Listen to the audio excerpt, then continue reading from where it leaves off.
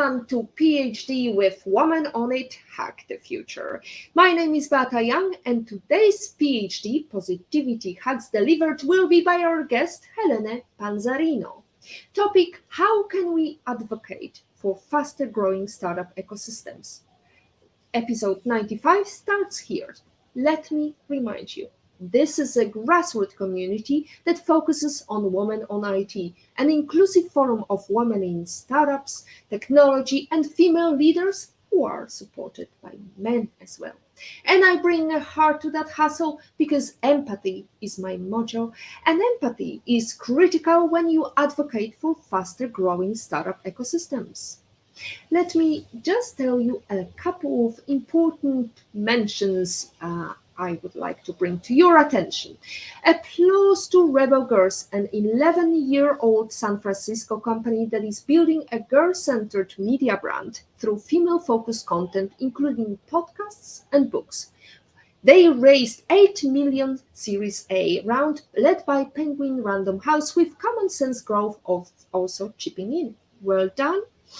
Congratulations to the nonprofit Him for Her organization for joining NASDAQ to close the markets to highlight their work in accelerating diversity on for-profit boards. Congratulations on helping to place over 100 hairs on boards. And finally, great news, everybody. British space scientist Dr. Maggie Aderin-Pocock, among the women trailblazers in science and tech, for being honored in a new line of Barbies for International Women's Day. Now let's go back to our topic. How can we advocate for faster growing startup ecosystems? The startup ecosystem is a complex and dynamic network that is constantly changing. A study carried out by Columbia and Harvard School demonstrated that even in the most gender progressive nations, investors asked male founders questions regarding scale and numbers, while women founders were asked about managing family and office life. No news there, is there? Helene Panzarino, our guest for PhD 95, mentioned in an interview for FinTech magazine, it's much harder for entrepreneurs to find true advocates. Advocating for faster growing startup ecosystems is essential to accelerate the growth of startups and create a sustainable environment for innovation. Helene, originally a commercial banker, is an associate director with the Center for Digital Banking and Finance in LIBF, part of the Vacuumlabs Community Bank team, an experienced FinTech Programme Director, a passionate entrepreneur, educator, and author. Her career boasts a number of firsts, including the FinTech Scale Programme for Rainmaking, the Inaugural Programme for Education and Events for Innovate Finance, as well as the FinTech Entrepreneurship Masters for UCL.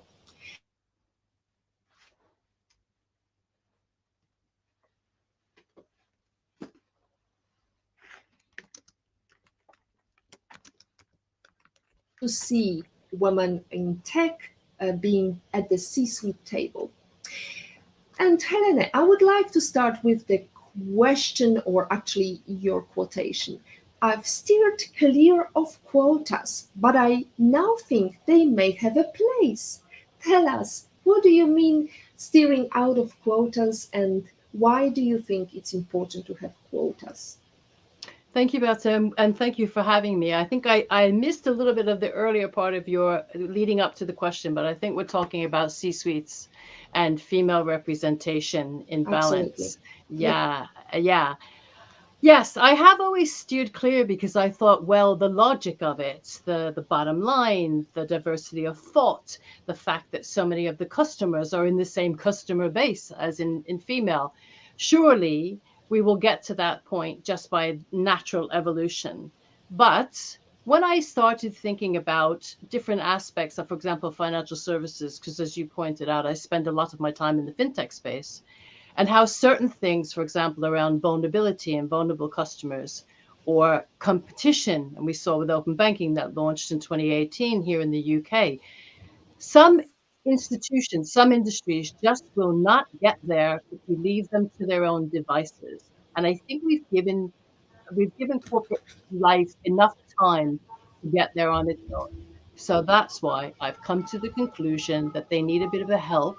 So if we set some of the quotas, once you start seeing it and feeling it and living it and see the results, then it will just happen on its own. But like so many things, if there is no stick, I just don't think the carrot will work. Mm. Well, we appoint a head of diversity. It's usually a white male, and we let them do all these policies, but deep down, nothing changes. We still have all male panels of discussion. We still have, or as some people call it, manuals. We still have banking, finance industry that is very heavy male oriented. And I am actually attending the Boca Raton conference, and I have to say the number of female speakers is not so high.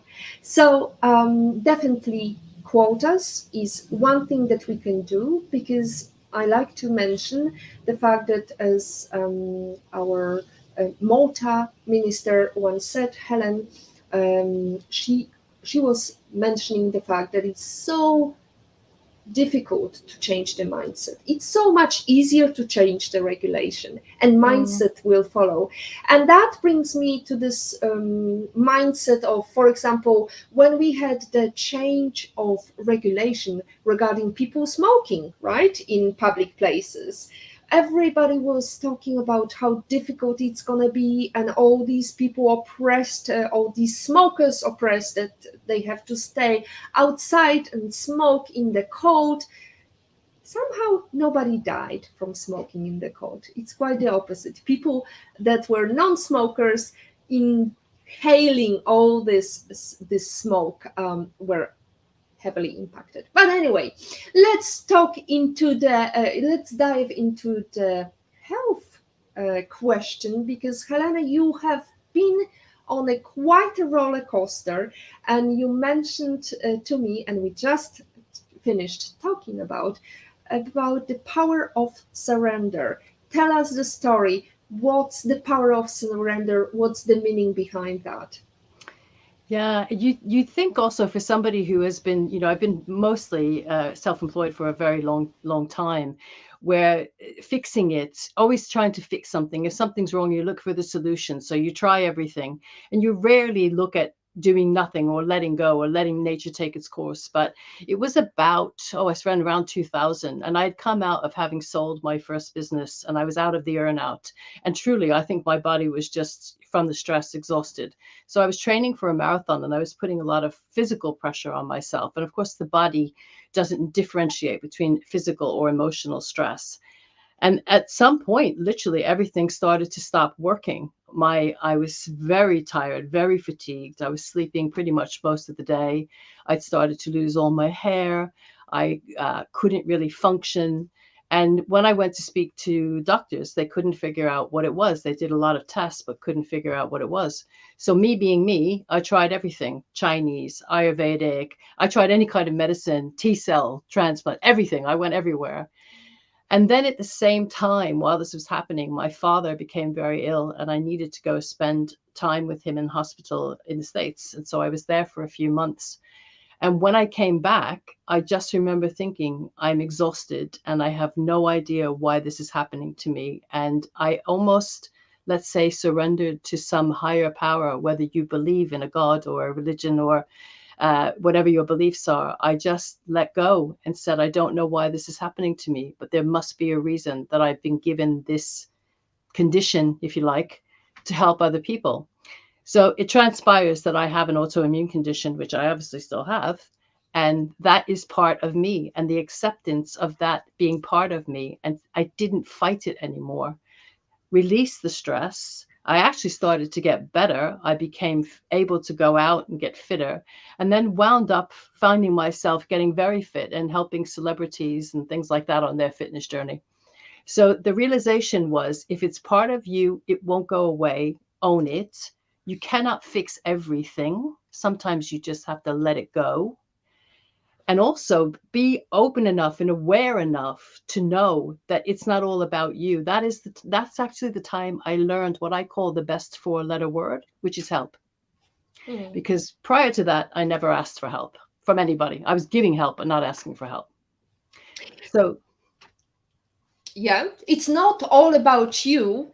Am I on mute? I might be on mute. No, I hear I'm you. back. Yes, it's not all about us. However, we sometimes are rattled by the thought of why is the universe doing it to me, right? So Exactly. instead, your approach was to surrender, to let it go, and the letter for a letter word help. Why is it so difficult to you to reach out for help? I think it started a long time ago. I am effectively middle child of a very large family. And so I was always giving help from a young age. My mom was working when I was, 9 or 10. And so I was taking care of things. And you get in the mode. I was very responsible and I didn't feel like I could let people down anywhere in my life. And so I always took care of everybody and everything. And it wasn't until this happened to me and then with my dad that I realized that I don't ask for help. It was the rest of my family said, you never ask for help. So why should we help you or think you need help? And I was doing it in my work life as well. You think that no one can do it the way you can do it. So you just keep going, which is not the way to grow a business, not the way to have a work-life balance, not the way to stay healthy. It was completely the wrong thing to do. Yeah. So self-sufficient Helena decided to ask for help, and you mentioned that the first answer was no. How do you cope with with when you reach out for help and you hear no? Yeah, I guess I went into actually asking for help kind of with half of my mind going, maybe not. Don't expect too much from them. Let's see what happens. And then it didn't happen. It was initially, I just remember thinking, okay, I've done it. And I actually felt very proud of myself. And it was a major change for me. And that was, gosh, I was in my 40s and I'm now in my 60s. So that was a long time ago. It came to me late in life, but it's helped me ever since because now I will ask for help and I have no problem with it. And whether I get it or I don't get it, I just feel, well, I put it out there. So what's the chance? Yeah. But we had a long conversation about not getting what I wanted from that help. Well, I have to admit that there was a big aha moment when I was meeting women tech makers, Google, as a Google ambassador, and I mentioned the fact that we all are riddled with this perfection, striving for perfection, but really we should only and solely focus on progress, making progress, and help is definitely one of the ways how you can make progress. It doesn't have to be perfect. And since we are talking about done better than perfect, the startup mantra, let's go into the startup world. Helene, how did you enter this fascinating world of opportunities for the global economy? It was, I call myself an accidental entrepreneur, and it was slightly accidental. I was running a software house in London when I first came over here. Enjoyed it, but I was working 24 hours a day and I wanted to do something different. So I trained to become an English language teacher, ESOL, or any of that type of people might know it in their part of the world. And I was teaching business English, very busy, really enjoyed it. And one day they put the numbers up on the board saying, this is our financials, blah, blah, blah. And as I'd come from a finance background, I remember thinking, they're going to close. So it was a sliding door moment of get up, walk next door, because it was really, I can almost remember it now, telling myself, get up and go next door. I went to the owners of the business and I said, you're obviously going to close. Can I have all of the business that's booked already and all of the equipment and everything else? And they said yes. And then I went upstairs to the teacher's lounge and I took literally a piece of paper and a pencil and marked out a spreadsheet saying, look, I can pay you. I can pay, come and work with me. Of course I couldn't. And I didn't, I didn't know if I could. But I knew that I had to get more people than me. And I stood on a corner in Knightsbridge saying, if I was studying business English in London, where would I want to be? And I found one tiny room opposite Harrods, the famous department store here. And so it went. And then a couple of years later, I had expanded to needing a floor. And at that time, money was very expensive here, and there wasn't this whole equity ecosystem that was available. So I started looking to buy someone that had a building and a long-standing business. And while I was doing that, 3 people approached me to buy my business. So I, at the time, also felt very sorry for my husband, because unbeknownst to him, I was spending our savings on this business because I hadn't gone into it making sure that all the money that I needed was sitting in my account. I was very much flying by the seat of my pants. And I realized then that I didn't know enough about corporate finance, that I understood the power of planning, that you actually have to live it. I was exhausted. And when I sold it, I was, as I said, I had that year of burnout, which was also exhausting. And I went from there to start helping as a business advisor to help now nearly 30,000 SMEs, mostly on their funding journey. So, as Eisenhower said, plans are nothing, planning is everything. Yes. What about planning financial books for startups? And that's actually another book we have here to mention. Helene published Business Funding for Dummies. Tell us, what's this book about and why it is important for startups to get their finances and funding running?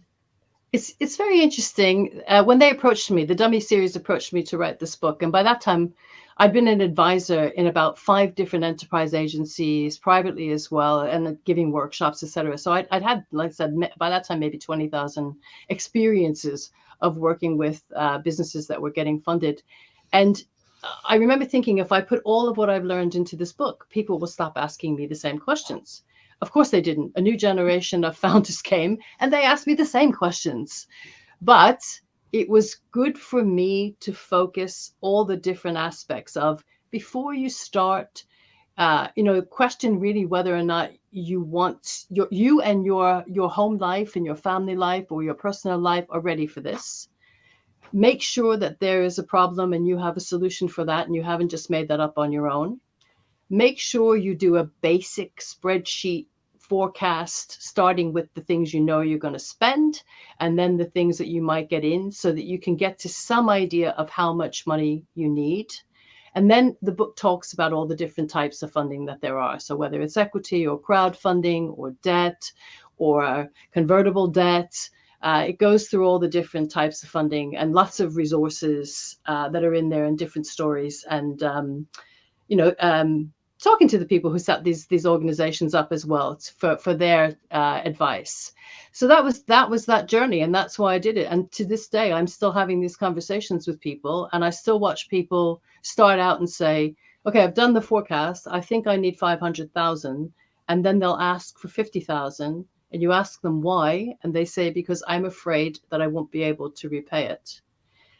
And if you don't, and you know this, most of us know this, if you don't have enough money when you start for the period of time, that 12 months, 18 months, however long your sales cycle indicates and however long you think it's going to get to break even, likely is that you will fail. And that part of that is just accepting. I think the other thing is, people think, especially if it's equity, that I must make sure that they get their money back. Equity funders know they're not always going to get their money back. They know 10 bets will yield 3 that die, 1 that's great, and so on. And you mentioned, at the beginning of this about this type of thing with regard to the funding side of things. I think people, women in particular, are more afraid of not making the payback. They're not risk averse. You are right about that study where if you answer in the negative to somebody speaking to you negatively, you're less likely to get the funding. And I think that study bears it out. Whereas if you're asked a question in the negative, like, tell me how you're not going to lose my money, versus tell me how you're going to make my money make more money. And if you answer in the negative, you're less likely to get that money. So there's the planning and the knowing, being able to explain what you're using the money for and why. There's the semantics, the way that you answer. There's the confidence. And then there's the awareness that investors are not expecting everything to go rosy. So it's okay if it doesn't pay out. Well, there's the confidence, there's the leadership that is necessary, there's the own your space or own the room when you walk into the investors meeting. But let's go back to the powerful question: how can we advocate for faster growing startup ecosystems, Helena? Do we have one answer that fits all? Well, it's interesting, Beata, because we talk about even the word advocate or sponsor and advocacy. I think what we tend to do, particularly in the startup space, is over mentor and Mhm. under sponsor. Yeah. So if you think about that, the continuum from mentoring to sponsoring to advocating, you or advocating to sponsoring you, it's great to have a mentor, somebody who's near you and you can bounce things off, or somebody who's been in your shoes who can help you. It's great to have someone advocate for you in this space. I think this company is worth having a discussion with investor. I've looked through their plans and their financials, and I've spoken to the founders. Have a conversation, and then there's somebody who sponsors you and is much more active about saying, "I'm going to put you in that situation Hmm. because I trust that you have what it takes to be there." And it took me ages, and I mean ages, to work out. So there's 2 points in my career, my employed career, where I had somebody who was my sponsor, and it was like a penny dropped, Mhm. because you realize it's great to have someone to bounce things off, but it's even greater to have an agreement with somebody where I will do what they need from me, and I'll say this is what I'm doing, and they will, on the other hand, have the faith in me to put me in the right position. Much more powerful than a mentor. Oh, absolutely. Well, we've been both involved in the startup ecosystems. Me back in 2013 in Poland when we built Mission to Run startups. And one thing that people were trying to replicate very badly was having all these mentors who've never opened business, who were only working 9 to 5 corporate jobs. And really, of course, they could tell you about books, they could tell you about how to run a company, but not so much opened the door for you. And one Yeah. thing that I have to mention here, not only about advocacy for women, but also advocating for startups, starts with not asking a question, have you done this, have you done that, but actually saying, well, I spoke to so and so, and I suggested they meet you, and here is a meeting set up, and that way you can be truly an advocate for a startup. That's Agree. that's one of the takeaways from this discussion, Helena. So, Rainmaking Loft and Rainmaking program. Tell us about that. How did that develop? That was lovely. And actually, on the mentoring side, Rainmaking, some people will know as the parent company of Startup Bootcamp, and many people will be more familiar with Startup Bootcamp.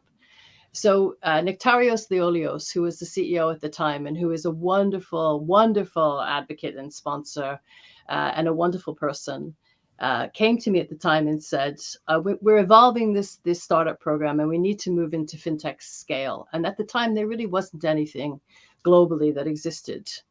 He said, I kind of have, half a piece of paper, right? Half a piece of, not so totally blank, but half a piece of a paper where we have the existing program, and we need to figure out where we're going with this. I absolutely love a blank or blankish piece of paper. I had the same thing at Innovate Finance when I went there, because this is the trade body for FinTech. They didn't have an education and events program. And to some extent, I had a similar thing at Grant Thornton when I was helping them to get equity out to the FinTech startups. So for me, it was one of those wonderful moments of speaking to lots of people to get input from the whole of the industry, the banks, the end users, the mentors, the tech people, the regulators, everybody. And within a period of so this was November 2017. And by January, we had rolled out a new program. And which was usually would take the better part of maybe 9 or 10 months to get a new program out. And there was no equity exchanged. It was a certain sweet spot of scale up that could only be invited to be on this program. And it was a very tight, live 8-day program. So we'd done work before that. We'd screened people. We'd had interviews. We'd spoken to our banking partners, etc. But the live sessions were only 8 days. The difficulty was for the banks and the financial institutions really to make quick decisions in 8 days, because the way it was set up was you give us a challenge, maximum 2, that you're trying to achieve, and we will find the companies that could potentially fulfill on that. So they were much more mature. They had enough people. They had enough money in the bank for runway. They had some experience working with large institutions before. They had some frameworks. So it was really geared for speed. And it was interesting that the party that coped less well was the financial institution, because they were used to 11-month programs, dragging it out. And I'm so proud of what we achieved. And the team was very small. There were only 4 or 5 of us. Nectarios was a fantastic advocate, sponsor, protector, enabler. He gave us everything that we needed. And he also allowed me to bring people into the team who had no experience in the space, but were incredibly organized and had a different point of view. And it just worked really well. And some of the people who've gone on, Trin Linamagi, you may have come across Trin. She's now got part of her own investment firm, because that's what she wanted to do. C Ventures for investing in women. Or Catherine Dworkin, who left to set up her own communications agency. There were some amazing people there. And the companies went on to the US, to Australia.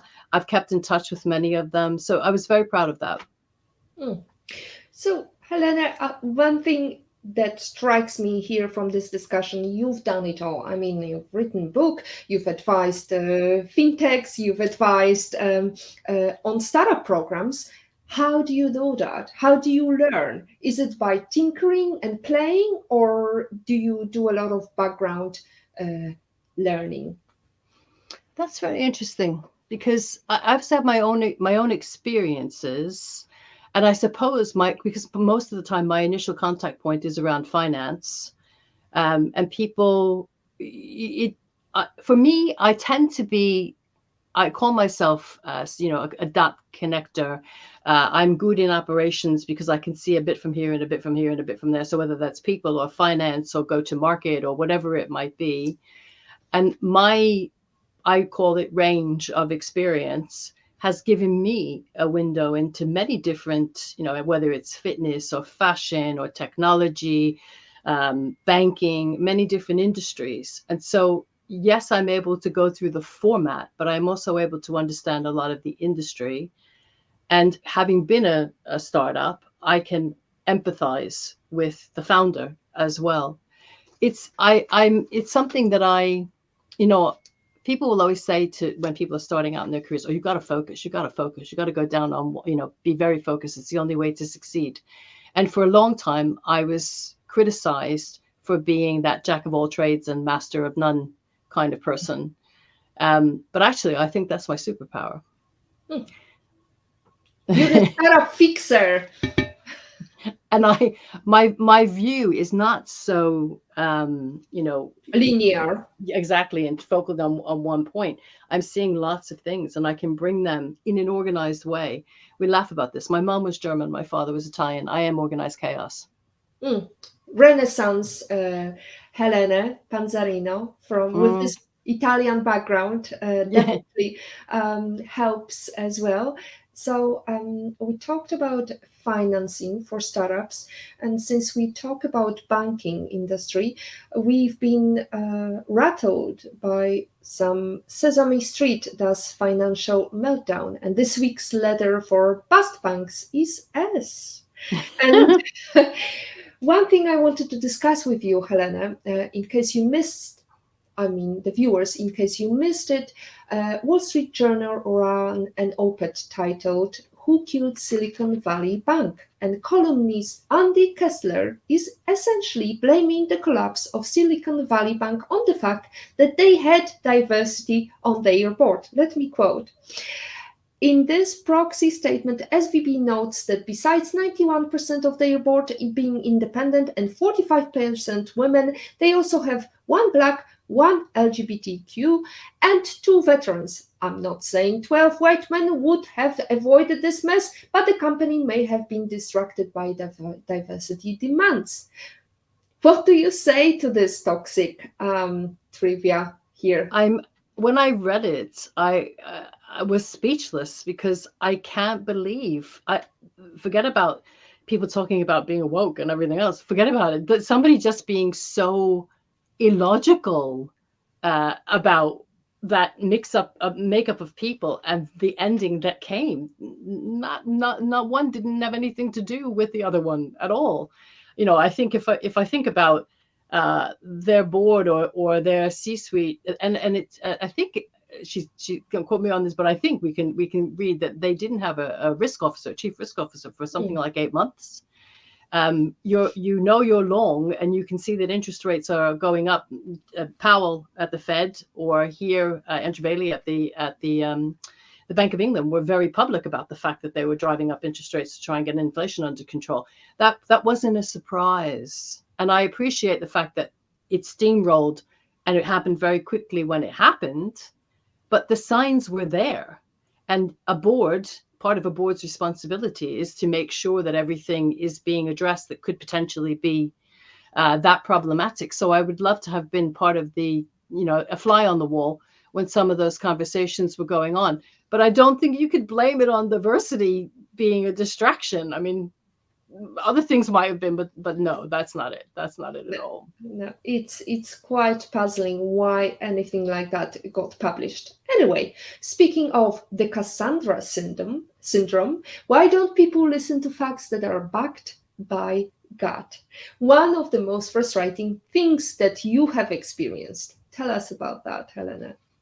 Yeah, at one point I considered changing my name to Cassandra. Go back to the Greek mythology story. She was let's say blessed with prophecy, with the gift of prophecy, and then cursed because the curse was about no one listening to her. And it is frustrating. And there have been times in my career where, partly because I'm listening to all the signs that are on the wind, and partly because I am that kind of a range person and I'm reading lots of things and watching lots of things. In 2016, for example, I remember thinking we must speak to the community banks. I love a community bank and a credit union and all that size of financial institution. We should start speaking to them and stop speaking to the tier ones who have been through so many programs, accelerator programs, entrepreneur in residence. The tier ones think they can do it themselves. So let them get on with it. Why make your life hard? Whereas the smaller banks, really, they hadn't been through this digital transformation. They didn't have the same IT departments, the same amount of money, etc. And we could help them. And for years, people were saying, what is she talking about? And and now I look at, and I'm so proud of all the community banks, for example, in the US, and the building societies and mutuals here in the UK, who have come together to work with fintechs on partnerships, come together to get their own investment funds, come together to get their own accelerator programs. They've learned so rapidly because they are that next close, authentic level of finance for many people. And the credit unions, although sometimes the relationship between those banks and the credit unions is a bit not as smooth as it could be, the credit unions now, every day I see on television people saying, well, if you're not going to get a loan from a traditional bank, go to your credit union. People are going to start to wake up to what a credit union is, and they also need to look at their technology, for example. But again, 2 years ago, I was saying credit unions, part of the time you get pushback is in a commercial environment. People will say, look, they don't have enough money to buy the technology or participate in the program or whatever it is. But you have to kind of think of different ways where you can do things in kind or work out a different finance structure so that you can help them earlier on. And for me personally, it was very frustrating because I could see it a long while ago. Right now, I'm looking at financial vulnerability and financial vulnerability as a precursor to potential fraud. I've been having this conversation for the better part of 6 years about financial vulnerability. And now in the UK, we're coming to the consumer duty being regulated in come July time, and everybody is suddenly thinking about it. If you think back to 2009, 2010, post the financial crisis, many people were vulnerable, but there was no support system and no recognition of it. We've changed now through COVID, and we're much more aware of trying to help people, which, let's face it, for the financial institution is also a win. But again, for 6 years, I've been talking about it, but it wasn't on the priority list of most financial institutions. It is now. So I always have to wait, and I find it quite frustrating. The waiting game is frustrating. So, if it wasn't for COVID, we wouldn't have so many digital running banks. However, COVID also made quite a big blow for all the cybersecurity issues. And I'm wondering, how can startups help in that field? Or is there a way to help these smaller banks? I think you're right, Bets. I think also RegTech as a subsector or a vertical of the wider FinTech is much more pronounced now. And attached to that, we'll call it subtech for the tech for the actual regulators. We've become so much more aware of this, as you say, through all the things that have happened. The UK is quite well known for being having a lot of fraud and a lot of scams going on. So it's very much in the fore of many people's minds. And I think that the smaller startup or the scaling RegTech business can be a great help to the smaller organizations in partnership with them, or using technologies like APIs to plug in, but also to the regulators for learning, for discussing, for consultation as regulations form, and also for the regulators themselves, who also have a need to get timely information so that they can speak to nefarious operators much more quickly and take them out of the market. So I think it's a good moment for people in this space. Great moment for startups to bring that opportunity and tackle that challenge. How is London post-Brexit? You live in that heart of lots happening in the finance industry. Tell us what's brewing in Helene's world. I think initially, when Brexit first happened, and I can remember this myself, thinking, wow, this is not the outcome that I would have wanted. I mean, I can't vote for that, but I would advocate to stay. I think that London, when I came here many decades ago, it changed so much. It became so much more multinational, so much more innovative, with all the different points of views and different backgrounds and different skills, whether it's for people who are here for education or they came to set up their businesses here. So I was quite sad when it happened. A lot of people left, and that's, I think, we all know that, but many people stayed. And I still think from the tech community, the visas for people who were, who had the technical skills still to bring them in to be able to work here is there. I don't know now with the changes, for example, in bankers' bonuses, or in some of the regulations surrounding capital requirements or liquidity requirements for the banks, whether that will attract more people back to London. But in today's budget, very timely, the Chancellor announced that he would like the UK to be a leading beacon in the AI space. And technology, and in particular FinTech, is very important to London, and that is a lot of Europeans. Well, technology and AI is definitely has got huge potential. However, as we know, artificial intelligence or machine learning is quite biased and is not working to the advancement of, for example, female startups. What's your take on that? Yeah, I think we're still, sometimes I wonder if, and again, we go back to that first question about, quotas and artificially engineering people in the space. I think there are great examples of girls who code with Wincy Wong. She's amazing with trying to get young girls, she's a NatWest person who's getting young girls into the coding area as well, to teach them the skills that they may not have had, or they may not be getting fully in mainstream education. So there is, of course, the STEM discussion about getting more women into technology. There's the funding side of getting any technology business funded, but we've talked about the fact how, the way that you deal with that conversation can be a go or a no-go as well. I think that it's not, also, we shouldn't push people into things that they don't necessarily want to get into just because we're trying to get more women into the space. It's a wonderful thing, but it's not necessary that you should come in only as the founder, for example. You come into another part of the business and you help to change the dynamic that way. So it might be co-founded or founded by men, but you work within that business in another way, whether you're the CPO or the CFO or the comms person, for example. So I think we don't necessarily have to have the people, constantly founding these businesses, but we definitely have to have more people in the space.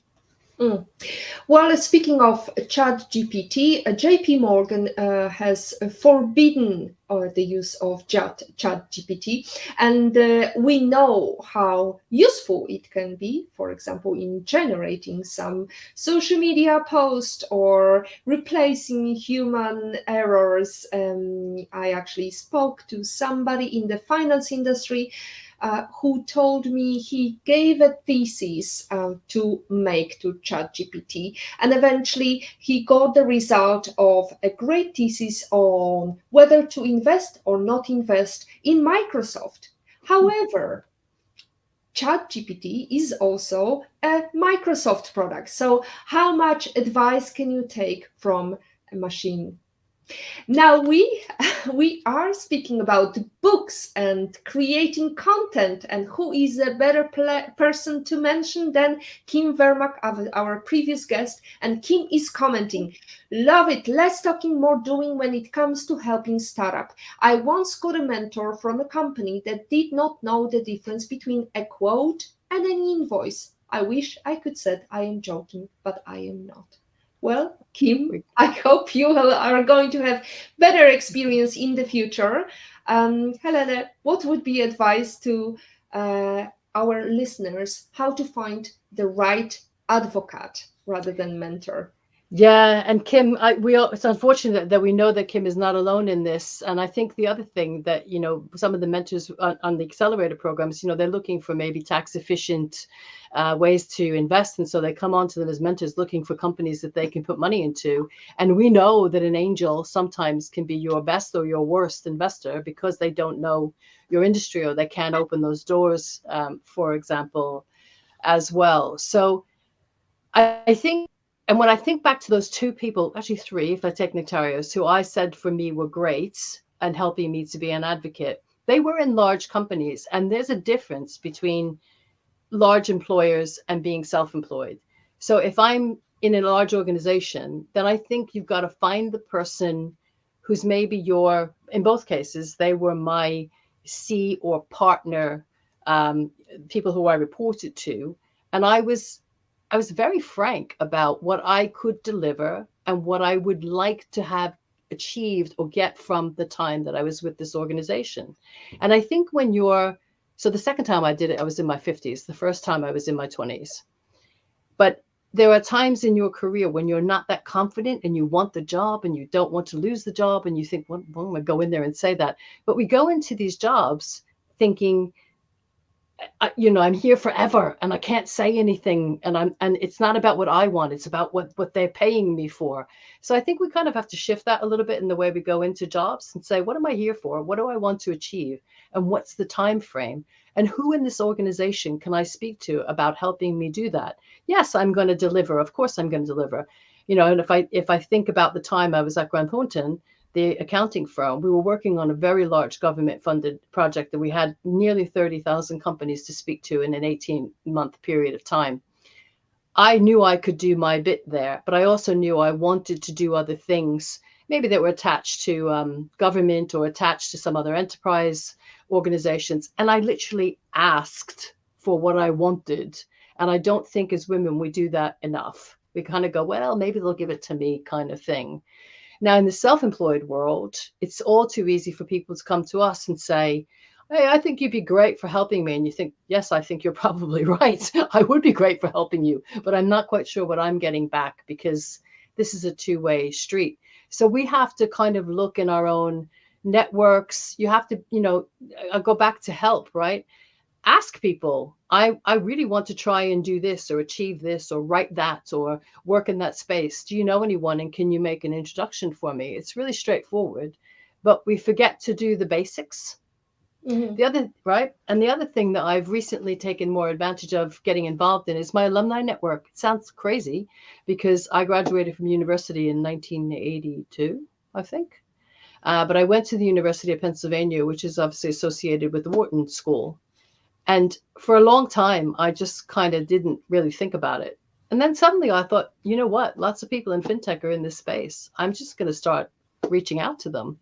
And it's been lovely. So we sometimes have it right in front of us, but we don't see it. We sometimes have it in front of us, we don't see it, and we don't try to ask for help. Nectarios, Violios, I hope your ears are burning because Helena has got lots of time for you. So what we talked about today was the fact that we can achieve things. Sometimes it's okay to step back and rethink your strategy and let it go to whatever problems you're facing at the moment, because sometimes universe is redirecting our path. Right. What is a number one book you can sit and think, oh, I wish I read it before I started my career, Helena? I love this book. I'm going to hold it up. It's called Range by David Epstein, if he's listening as well. This goes back to me saying, everyone's saying to me, you've got to focus, you got to do one thing. The only way you're going to be successful if you do one thing. Whereas Range is talking about the fact that if you look at somebody like Tiger Woods and Roger Federer, he is one of the examples in the book, where Roger Federer did lots of different sports. His parents were tennis coaches, or his mom was, but she didn't push him into tennis. And eventually he found his way. And we know what happened with Roger Federer. Whereas Tiger Woods, his dad got him when he was about 3, got him playing golf, which is great. And he's great, obviously. But in some ways, they both became incredible sportsmen, but from a very different approach.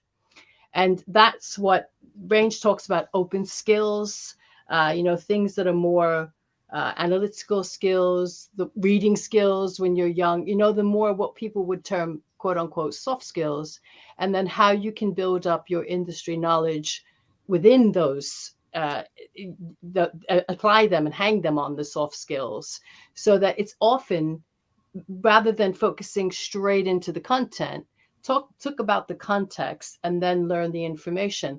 And it was such a relief, as if a weight had been lifted from my shoulders when I found this book, because it was okay to be me.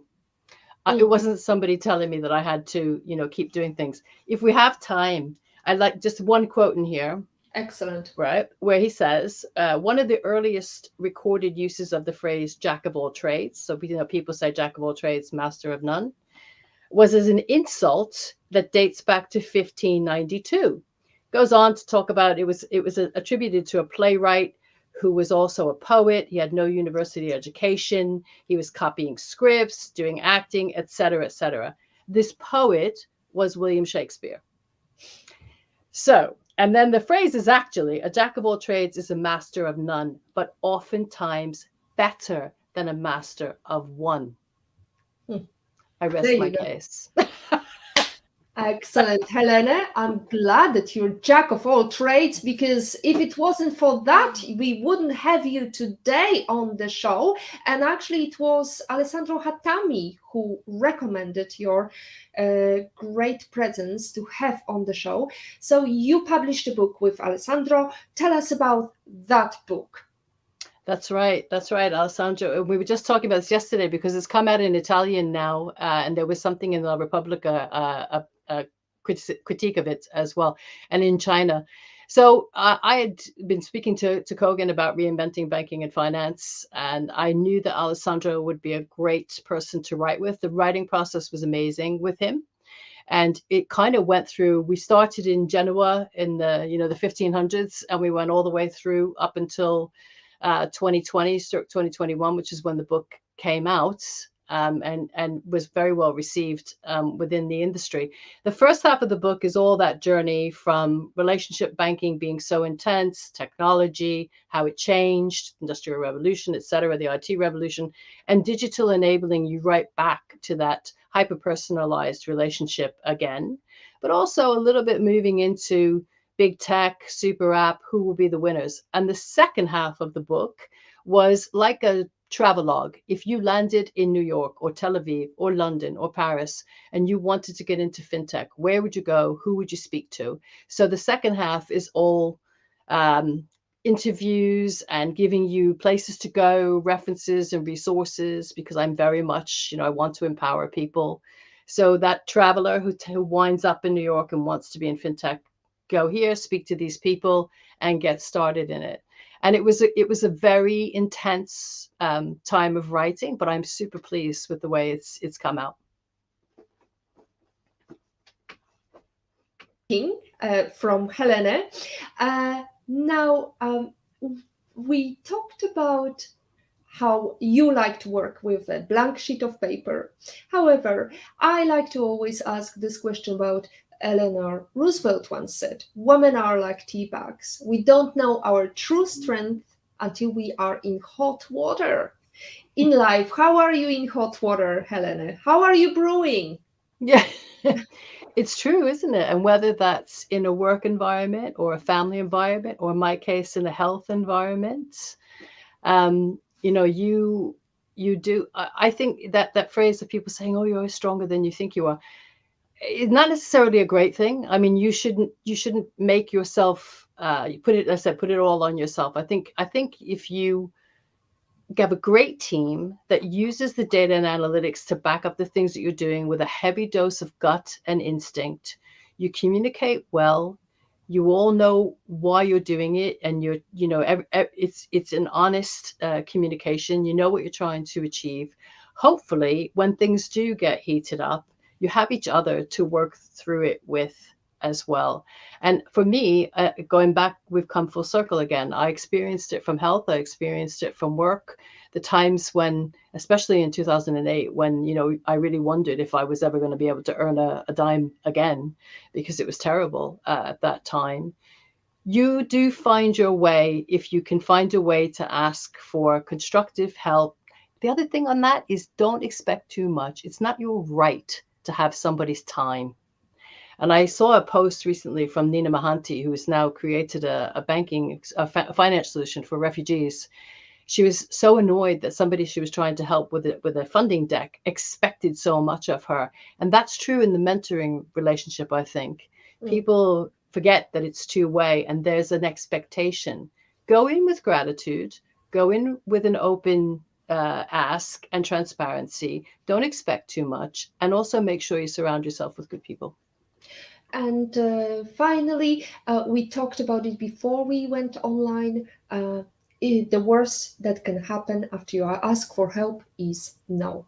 Definitely, technology helps us in many ways because your network has networks. You can always support people that you want to get support from before you ask them to support you. Yeah. Now, can you please give us your life lesson quote? We've heard some quotation from the book, but what's your life lesson quote and how did it impact you? Okay, so I'm going back to Albert Einstein. The measure of intelligence is the ability to change. So you grow up with somebody saying, you must be a lawyer, you must be a doctor, you're a child of an immigrant. And it's all about the intellectual and educational achievement, which, I found quite stressful, even if it was successful. What I didn't really think about was having enough information to be able to be comfortable adapting to change and being agile. And in the startup world, as we've been talking about, or in the scale up world, everyone talks about pivot, everyone talks about being agile.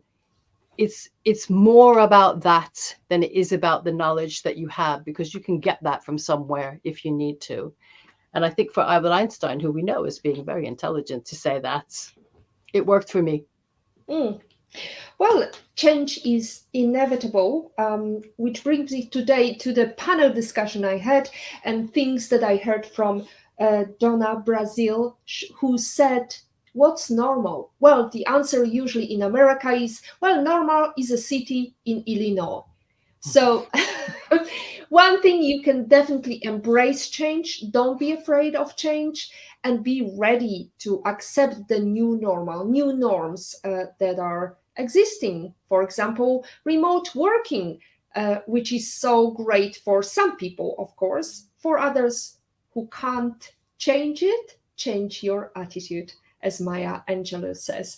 Helene, it's been a pleasure to host you in today's show. I am really grateful for your time. Imagine the pandemic is over and all the stress about traveling is over, and you can invite any person in the world to have private breakfast anywhere in the world. Who would you invite and where would you go to? This will sound a bit off the, it's not Michelangelo or somebody like that, which you might think. It's a woman called Diane Hendricks, who is at ABC Supply Company, which she founded with her husband in Beloit, Wisconsin, which is a small town. And why? If I read her story, and she's actually, I think according to Fortune, the wealthiest woman in the States. She left school as a teenager. She had an early pregnancy. Her husband left school. They started a roofing company together. They kind of realized early on, this is the 70s, I think, that there was a need for centralizing information for everybody and product for everybody in the space. And yet they wanted to do it in this small town in Wisconsin. And she's gone on to create ecosystems for businesses there.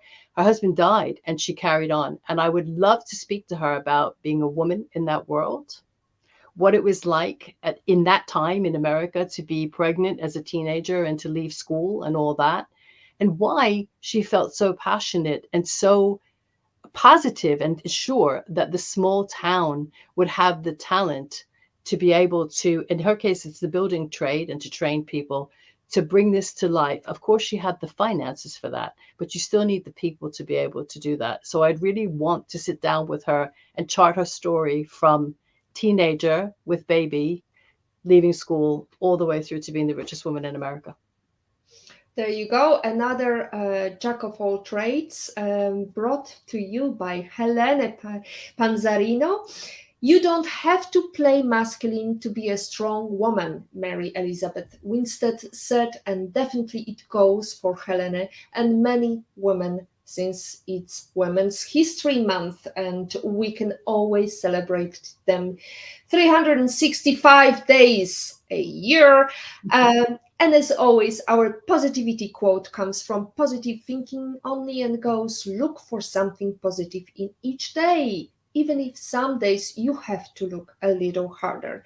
Helene, it's been a pleasure to host you in our show. Today is your day to Thank hack you the so future. much. Thank you. Hack the positivity you want. Thank you. Thank you, everyone.